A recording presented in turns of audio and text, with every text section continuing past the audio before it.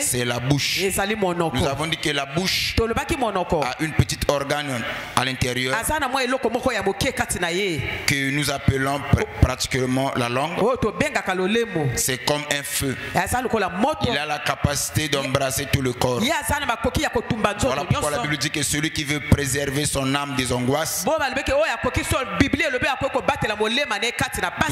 garder sa langue. Et la Bible va encore plus loin en nous disant que la vie et la malédiction sont au pouvoir de la langue. Nous avons compris que par ta langue tu peux être justifié et par ta langue tu peux être condamné. J'avais dit toutes les fois en tant que chrétien, avant de dire quoi que ce soit, vous devez tourner votre langue 7 fois. Amen. Parce que la langue c'est une porte spirituelle. Si tu ne peux pas contrôler ta langue, tu vas créer beaucoup de dégâts. Et quand tu parles, tu dois utiliser des paroles gentilles. Parce qu'une parole gentille peut guérir, motiver ou réconforter une personne. Et une parole méchante peut briser une amitié, ruiner une réputation, et ça peut marquer quelqu'un à vie. Et les mensonges et les rumeurs peuvent causer beaucoup de guerres ou des injustices. Donc on ne pratique pas la calomnie. Amen. Les fausses accusations, cela n'est pas conforme à la parole. Et s'agissant des serments, ne donnez pas de faux témoignages. Les accusations peuvent envoyer un innocent en prison. Et il y a combien des innocents qui sont enfermés, emprisonnés? En dehors d'être emprisonnés, il y a combien des innocents qui sont détestés, haïs? Parce que quelque part, il y a eu une personne qui n'a pas pu tenir sa langue. Et en ouvrant sa langue, il va ruiner la vie d'une personne. Voilà pourquoi nous devons faire extrêmement attention avec tout ce qui sort de notre bouche. La Bible dit que tout ce que tu ne veux pas qu'on puisse te faire, ne le fais pas aussi pour les autres. Si tu aimes qu'on puisse te parler mal, commence aussi à mal parler pour les autres. Est-ce que je peux arracher des amens? Amen. Ah, donnez-moi un amen. Amen. Est-ce que vous savez la langue aussi on le maintient pas, on le contrôle pas. Ça peut diviser les gens. Ça peut détruire des réputations. C'est comme ça que nous avons dit, mais comment maîtriser sa langue? Amen. Pour maîtriser sa langue, afin que tu puisses éviter de faire des dégâts, il faut utiliser la parole de manière positive. Beaucoup de gens n'utilisent pas la parole d'une manière positive. Donc avant de parler, tu dois réfléchir. Avant que la parole sorte de ta bouche, tu tournes ta langue 7 fois et tu réfléchis. Et en réfléchissant, tu dois te poser 3 questions. Est-ce que ce que je veux dire là, est-ce vrai? Est-ce utile? Est-ce que c'est bienveillant? Et nous avons dit le deuxième secret pour maîtriser sa langue: bannir les mensonges, les médisances et les insultes. S'il y a lieu, quand tu dois parler, utilise la parole d'une manière positive. Est-ce que je peux arracher des amens? On avait dit qu'il utilise la parole d'une manière positive. Troisièmement, nous avons dit qu'il les affirmations positives, encourager les faibles, et tu peux aussi t'encourager toi-même. Quatrième élément pour contrôler sa langue, on avait parlé sur le pardon. Si on a blessé quelqu'un, si on a eu du mal à faire du mal à une personne innocente, quelquefois par erreur de vitesse, le pardon est important. ça nous permettra aussi de contrôler notre langue. Alors, ce que nous allons commencer aujourd'hui, si Dieu ne revient pas, je crois que nous allons finir cela le dimanche. Nous sommes dans le livre de 1 Roi, chapitre 13, le verset 1 à 11. 1 Roi 13, verset 1. 1 Roi, chapitre 13, le verset 1 à 11. Lisons la parole de Dieu dans le livre de 1 Roi, chapitre 13, le verset 1 à 11. Lisons au nom de Jésus. Nous rendons grâce à Dieu. Voici, un homme de Dieu arriva de Juda à Bethel. Ma prière serait que tu suis avec une attention soutenue. Parce que ce qui va sortir, ça va te bénir. Et c'est très important et en même temps capital. Oui, frère. Voici, un homme de Dieu arriva de Juda à Bethel, par la parole de l'Éternel. Écoutez, la Bible commence par nous dire qu'un homme de Dieu arriva de Juda à Bethel. Et la Bible affirme par la parole de Dieu. Donc si cet homme s'est donné de la peine de se déplacer, ce n'est pas par son propre chef. Donc parce qu'il a reçu le mandat de Dieu. Dieu lui aurait dit, va à Bethel. C'est voilà pourquoi cet homme-là s'est déplacé. Oui frère, vas-y. Pendant que Jéroboam se tenait à l'autel pour brûler des parfums, il cria contre l'autel par la parole de l'Éternel. Et il dit, autel, autel, ainsi parle l'Éternel, voici, il naîtra un fils à la maison de David. Son nom sera Josias. Il immolera sur toi les prêtres des hauts, lieu qui brûle sur toi des parfums, et l'on brûlera sur toi des ossements d'hommes. Et le même jour, il donna un signe en disant, oui, c'est ici le signe que l'Éternel a parlé. Voici, l'autel se fondra, et la cendre qui est dessus sera répandue.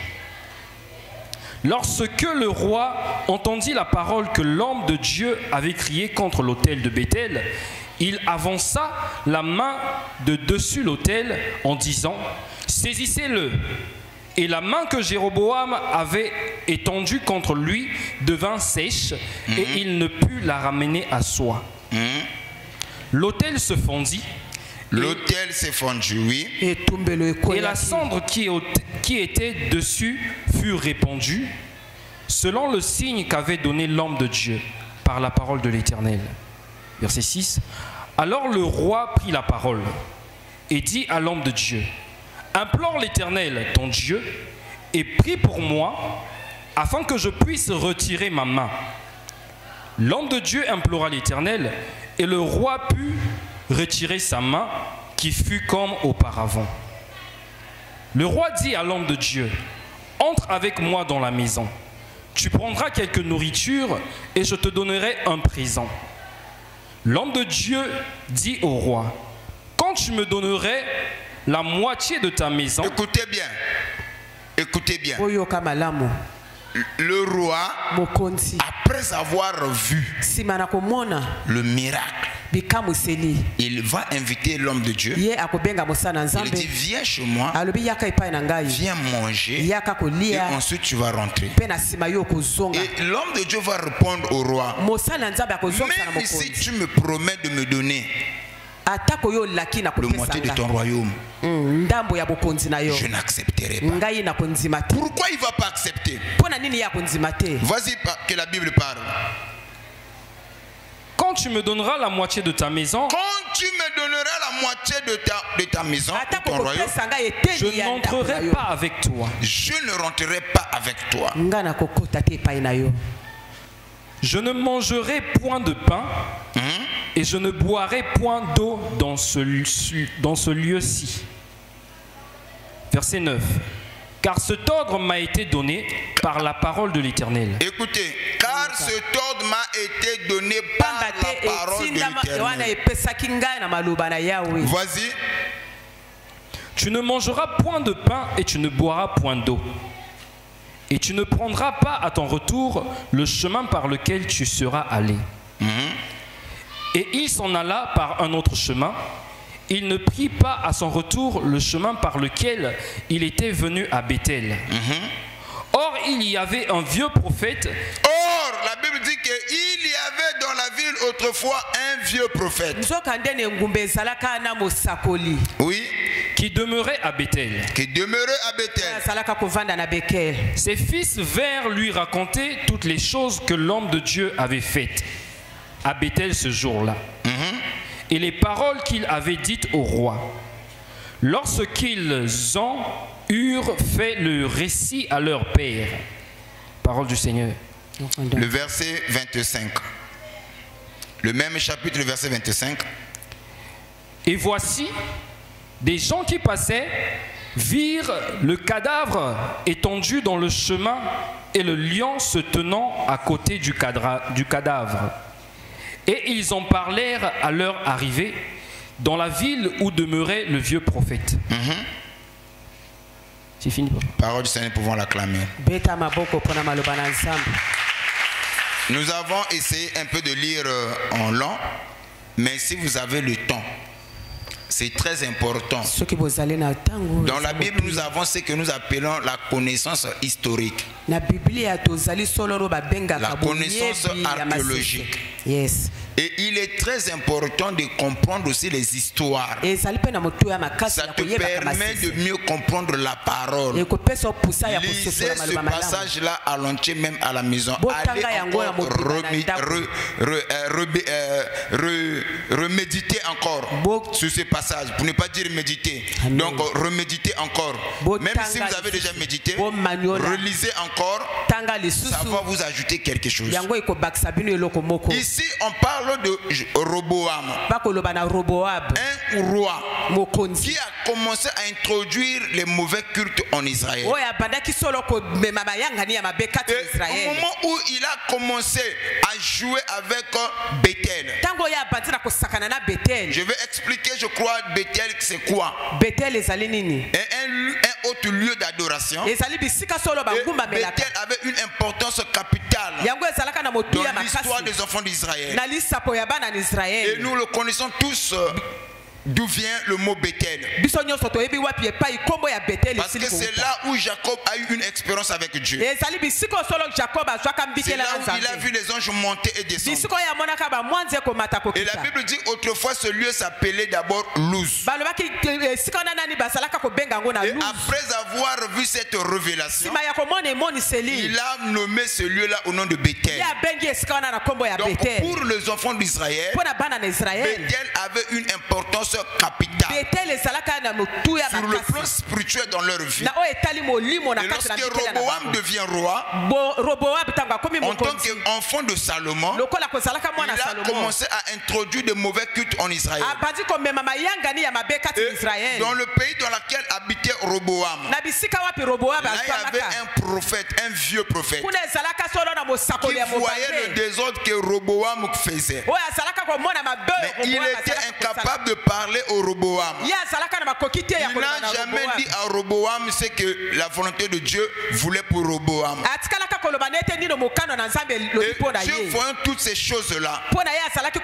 Dieu voyant toutes ces choses-là, et il va envoyer un jeune prophète qui venait d'ailleurs, mais commissionné par Dieu, mandaté par Dieu, afin qu'il arrive à Bethel pour parler au roi Roboam.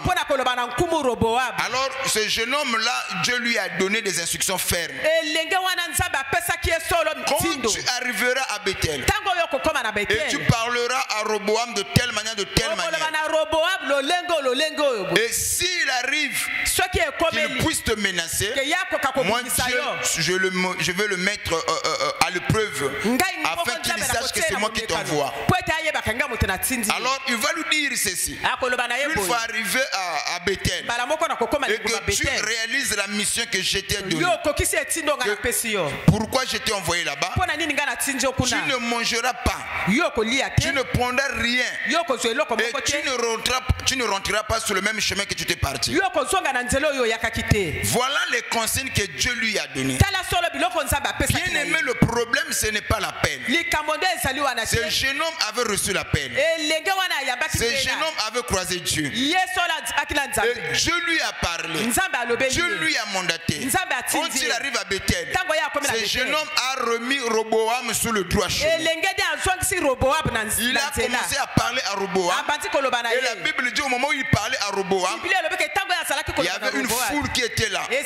Parce que c'est une cérémonie que Roboam devait faire. Et lorsque Roboam a écouté ce jeune homme en train de lui parler, il a étendu sa main en disant saisissez-le. Et la Bible dit quand il a tendu sa main, il ne pouvait plus ramener sa main sur son corps. Automatiquement il avait une maladie de lèpre. Et le roi a commencé à pleurer. Non, le roi a commencé à pleurer. C'est comme ça il va suppléer ce jeune homme. Ah, jeune homme, s'il te plaît, prie ton Dieu afin qu'il puisse guérir ma main. Alors ce jeune homme a prié et la main de Roboam est devenue saine. Roboam voit toutes ces choses-là. Il a compris que ce jeune homme-là, c'est Dieu qui l'a envoyé. Il dit c'est une grâce pour moi de bénéficier de la grâce de Dieu. Il va inviter ce jeune homme. Il dit viens chez moi, mangeons, afin que tu puisses me transmettre les oracles de l'Éternel. Et l'heureux de ce jeune homme-là, par l'immaturité, il va commencer à livrer le secret que Dieu lui avait donné devant la foule. Il va commencer à dire, il n'a pas pu tenir sa langue. Il va dire, le Dieu qui m'a envoyé ici m'a dit, je ne prendrai ni pain ni eau, même quand je vais finir de faire ma mission. Je ne rentrerai pas par le chemin sur lequel j'étais venu. Et il va dire au roi, quand tu me donneras même la moitié de ta maison, je n'accepterai pas. Et c'est tout le monde qui avait écouté les paroles du jeune prophète. Et là dans la foule, il y avait aussi les enfants du vieux prophète. Une fois rentrés à la maison, la Bible dit que dans toute la ville, on ne faisait que parler des espoirs de ce jeune homme. C'est tout le monde qui en parlait, les espoirs que ce jeune homme-là a eu à faire. Le jeune prophète. Tout le monde parlait de lui. C'est vraiment un homme de Dieu. Il est puissant. Comment vous pouvez imaginer? Sur place, la main du roi était sèche. Quand lui il a prié, la main est devenue saine. Et quand il a parlé, personne n'a jamais parlé au roi comme ça. Alors, il a crié sur l'autel. Et ça parlait dans tous les sens. Et quand les enfants du vieux prophète, quand ils rentrent à la maison, ils vont commencer à expliquer à leur père ce que le jeune prophète avait fait. Alors, cela a engendré l'envie, la haine, la jalousie à ce vieux prophète.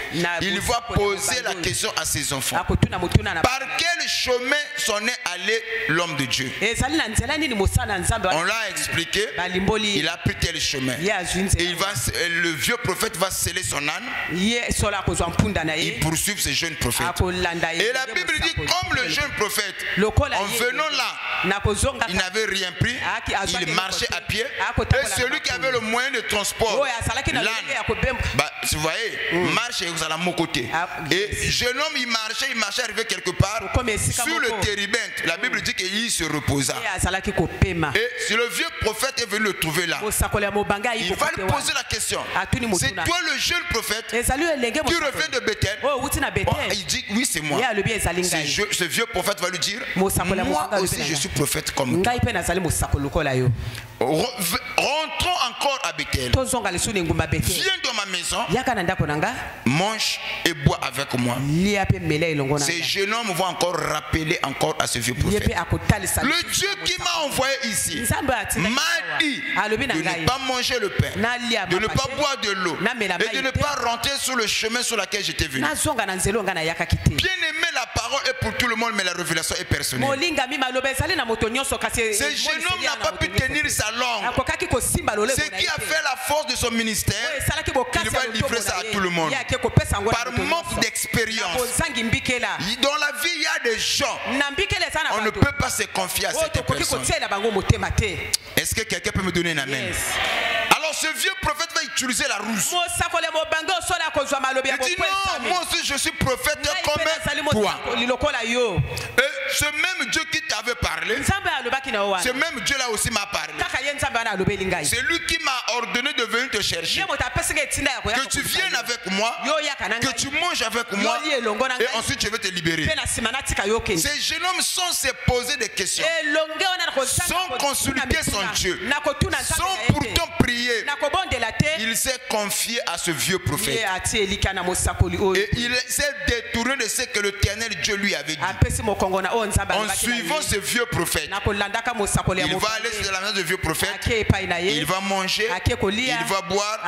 Une fois fini, la Bible dit, il va rentrer sur le chemin dans lequel il était déjà venu. Et en chemin, Dieu va lui dire, tu as brisé ma parole. Comme tu as brisé ma parole, tu mourras. Et le lion est sorti, le lion l'a dévoré. Et ce jeune homme là a perdu la vie. Et lorsque le vieux prophète apprend que ce jeune homme là a trouvé la mort, il va venir pour pleurer sur ce jeune prophète. Il va prendre le cadavre pour aller enterrer. Mais quelle est la leçon à tirer? Cet homme avait reçu l'appel authentique. Ce n'est pas un autoproclamé. Parce que parmi les catégories de serviteurs, il y a les appelés du diable, il y a les autoproclamés, il y a aussi les appelés de Dieu. Mais ce jeune prophète, lui, il n'était pas dans la catégorie des autoproclamés, ni des appelés du diable, mais plutôt un homme envoyé par Dieu, commissionné par Dieu, mandaté par Dieu. Il avait l'appel authentique. Le seul problème dans la vie de cet homme, il ne savait pas tenir sa langue. Il y a des gens qui ont détruit leur grâce. Tu avais des dons, tu avais des potentiels. Le fait de te confier à n'importe qui, le fait de parler à n'importe qui, le fait que tu n'as pas su mettre des verrous sur cette porte qui est la bouche, tu finiras par détruire ce que l'Éternel Dieu t'avait donné. Ce jeune homme a perdu la vie parce qu'il n'a pas su tenir sa langue. Je crois que tu allais me donner un amen. Il a perdu sa vie. Amen. C'est très important de mettre des verrous sur notre bouche. La Bible dit que par ta bouche tu seras justifié et par ta bouche tu seras condamné. La vie et la mort sont au pouvoir de la bouche. Et ce jeune homme a perdu sa vie.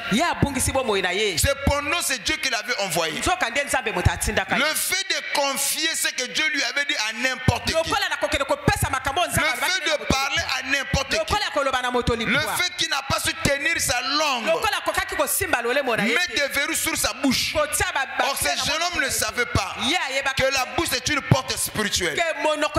Aussi longtemps que tu n'arrives pas à contrôler ta bouche, il te sera difficile d'accomplir le ce pourquoi Dieu t'a envoyé. Il y a des gens qui ont perdu leur destinée. Il y a des gens qui ont perdu leur poste. Il y a des gens qui ont perdu des relations profitables. Il y a des gens qui ont perdu ce qu'eux ils avaient parce qu'ils n'ont pas su tenir leur langue. Je prie Dieu pour toi qu'il te donne la capacité de contrôler ta bouche. Quand les autres vont détruire leur vie, toi tu ne seras pas le prochain sur la liste. Apprends à contrôler ta bouche. C'est ainsi. Comprenez bien l'erreur de ce jeune homme là, parce qu'il a vu ce vieux prophète, il est venu aussi au nom de Dieu. Or Jérémie nous fait savoir que chacun de vous aura pour son ennemi les gens de sa propre maison. L'ennemi de ce jeune homme là n'était pas un démon, mais plutôt un frère aussi, un homme aussi qui était aussi un prophète, mais jaloux de la grâce qui était sur le jeune homme. Il va écouter ce que le jeune homme a dit, les exploits que le jeune homme a fait. Il va mardouiller ce jeune homme et il va le détourner de la voie du Seigneur. Il y a une église la mission qui est égarée. Amen. Amen. église il y a la makambo lengité église la kaboté mais il y a kinekité mo so église la makambo lengité yo fondeli ni obimsaka bato. Amen. Il y a des vieux prophètes. S'il y a un vieux prophète qui veut utiliser sa position pour t'égarer, que sa mission soit échouée au nom de Jésus. Amen. Apprends à contrôler ta bouche. Amen. Amen. Je crois que si Dieu ne revient pas, j'avais dit il y a des erreurs que nous payons cash dans la vie. Yes. J'allais parler aujourd'hui. Mais comprenez d'abord comment est-ce que ce jeune homme-là a perdu sa vie. Comment est-ce qu'il a arrêté sa mission que Dieu lui avait confiée. Parce qu'il n'a pas su tenir sa bouche. Maintenant, ma question est de savoir, ce jeune homme-là a perdu sa vie. Il y a des gens ici, toi, ce n'est pas la vie que tu as perdue. Il se pourrait que toi, tu as perdu des opportunités. Tu as perdu des relations. Tu as perdu le foyer. Tu as perdu des hommes providentiels à cause de ta bouche. Et ce que vous savez dans la vie, il y a aussi des hommes providentiels. C'est-à-dire que mon toit n'a pas coûté na yé, azali pambolu munene pour na finayo. Amen. Maintenant, à cause de ta bouche, tu risqueras de perdre des hommes bons que Dieu a placés sur ton chemin.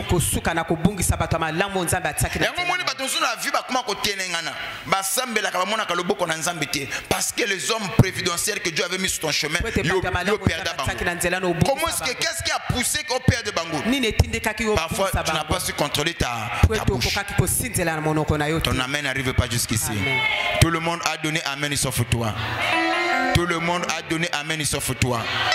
Si le jeune homme a perdu sa vie parce qu'il n'a pas su contrôler sa bouche, mais toi tu ne finiras pas ta vie comme lui.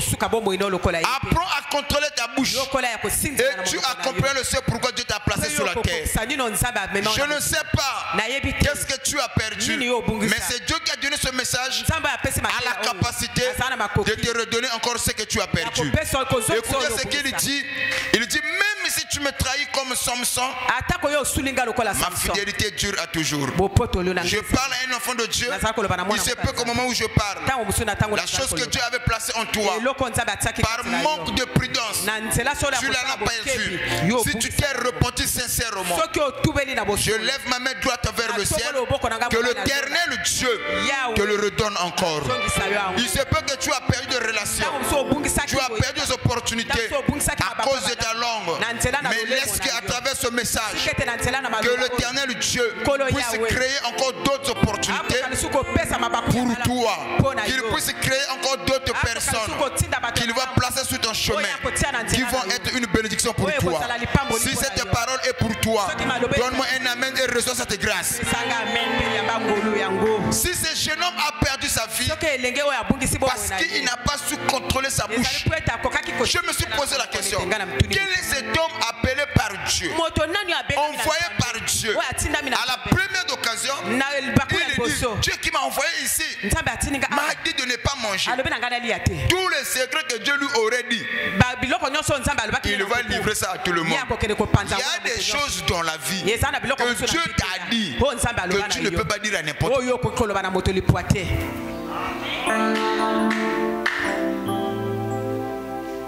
Est-ce que vous savez, quelquefois, je vais vous dire quelque chose, la vie, nous, chaque personne que tu vois qui a réussi dans un domaine, que ce soit sur le plan commercial, professionnel, peu importe le domaine, ce sont des gens qui ont découvert le secret dans le domaine là. Et tu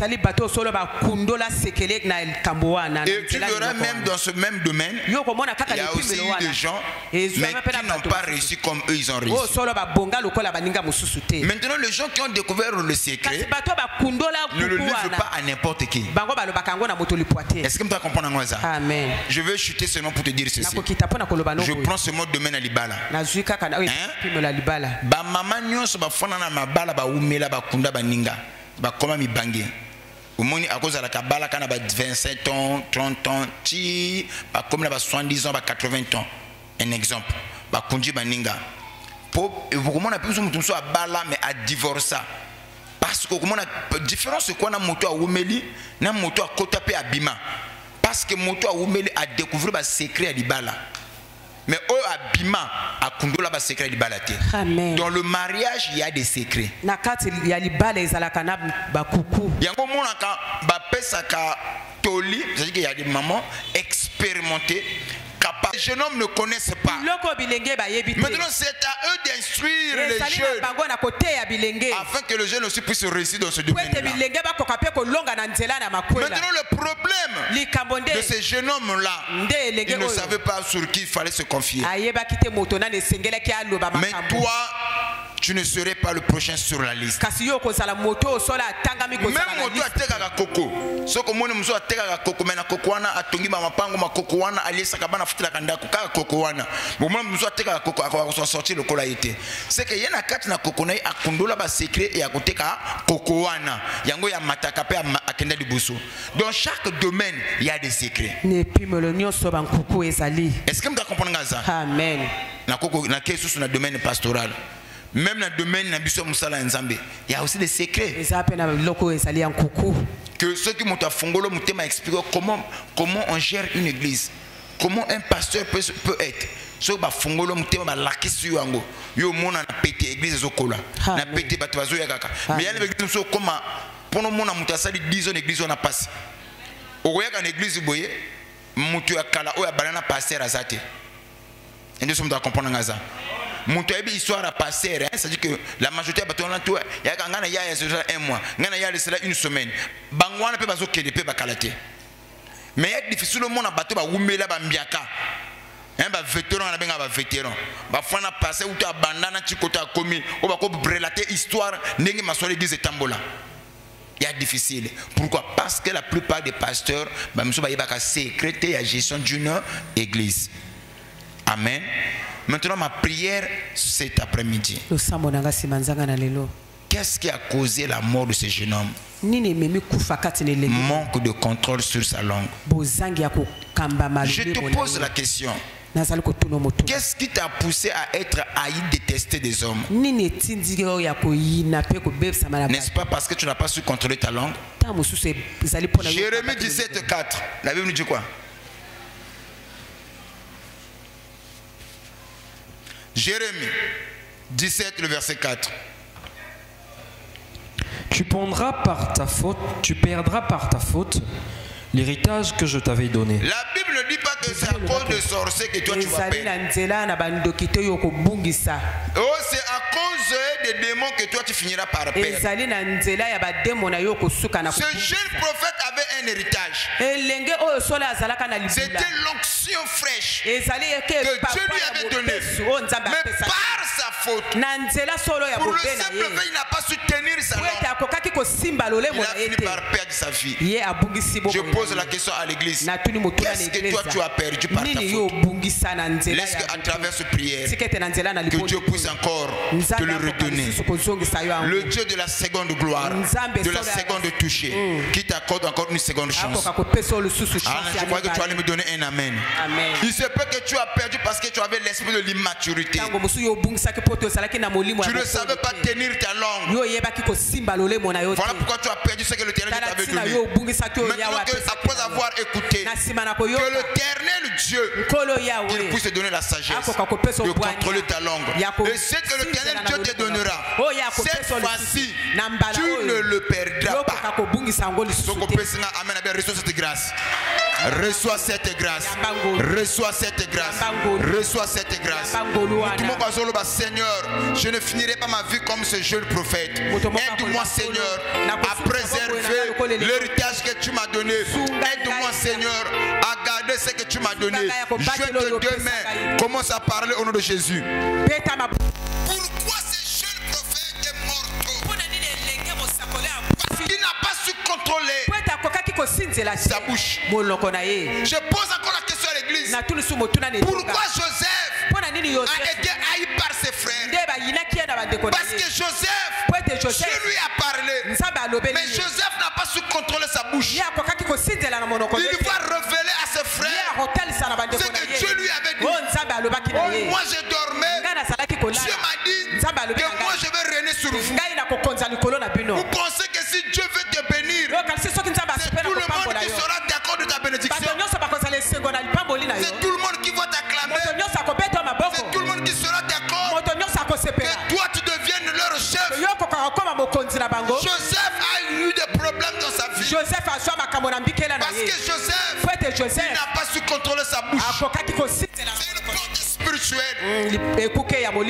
Joseph, il parlait de tout ce qu'il voyait. Mais ce même Joseph, quand il va atteindre la maturation, il ne va plus parler bêtement. Maintenant, quand Joseph parlait, c'était un signe de l'immaturité. Il était encore immature. Non, il était encore immature. Joseph, tout ce qu'il voyait, il racontait cela. Il y a aussi eu un frère au nom de Samson, un homme commissionné, un homme envoyé par Dieu. Aussi longtemps Samson gardait le secret de sa force. Personne ne pouvait dominer sur Samson. Mais le jour où Samson a enlevé le verrou sur cette porte spirituelle qui est sa bouche, il va ouvrir sa bouche, parler de ce secret. La Bible dit, c'est le jour où les Philistins, ont mis la main sur Samson. Voilà pourquoi le livre, la Bible nous dit, dans le livre de Jérémie 17:4, par ta faute, tu perdras ton héritage. Toi, tu ne finiras pas ta vie comme Samson. Tu ne finiras pas ta vie comme ce jeune prophète. Contrôle ta bouche. Il y a beaucoup de gens. Oh papa, moi les gens ne m'aiment pas. Le problème, tu n'as pas un esprit de rejet. Le problème, tu n'as pas la marque de vieillesse. Le problème avec toi, tu ne sais pas contrôler ta bouche. Tu ne sais pas contrôler ta bouche. Tu ne sais pas que la bouche est une porte spirituelle. Les gens qui parlent bêtement sont facilement utilisés par les démons. Les démons ont la facilité d'entrer par toi pour atteindre les gens, pour diviser les gens, parce que tu ne sais pas contrôler ta bouche. Mais aujourd'hui, que le Dieu de l'apôtre, qu'il puisse te donner la force de contrôler ta bouche. Ne sois pas un instrument entre les mains du diable. Combien de familles divisées? Combien de familles divisées? Combien de réputations qui ont été ruinées? Combien de réputations qui ont été ruinées à cause des gens qui ne savent pas contrôler leur bouche? Les gens qu'on respectait, les gens qu'on honorait, on ne les honore plus parce qu'il y a une personne qui parle bêtement et de faussement sur ces personnes-là. Voilà pourquoi ce soir, si tu es un instrument entre les mains du diable, je prends le sceau de mon apostolat, je t'enlève entre les mains du diable, j'annule cette mission au nom de Jésus. Dieu ne nous a pas créés pour détruire les autres. Dieu ne nous a pas créés pour dominer sur les autres. Dieu ne nous a pas créés pour ruiner les autres. La preuve que tu as le Saint-Esprit, faut aimer la bénédiction de l'autre. Tu dois avoir l'amour du prochain. Avant de parler, réfléchis d'abord. Mais il y en a ceux qui réfléchissent après avoir parlé. Voilà pourquoi nous causons beaucoup de dégâts. Avant d'ouvrir la bouche, pose-toi la question. Est-ce vrai? Est-ce utile? Est-ce bienveillant?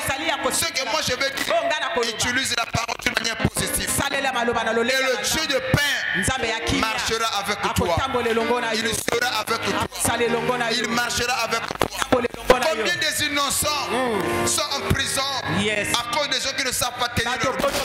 Combien de filles, combien des étoiles ont été détruites à cause des gens qui ne savent pas contrôler leur bouche?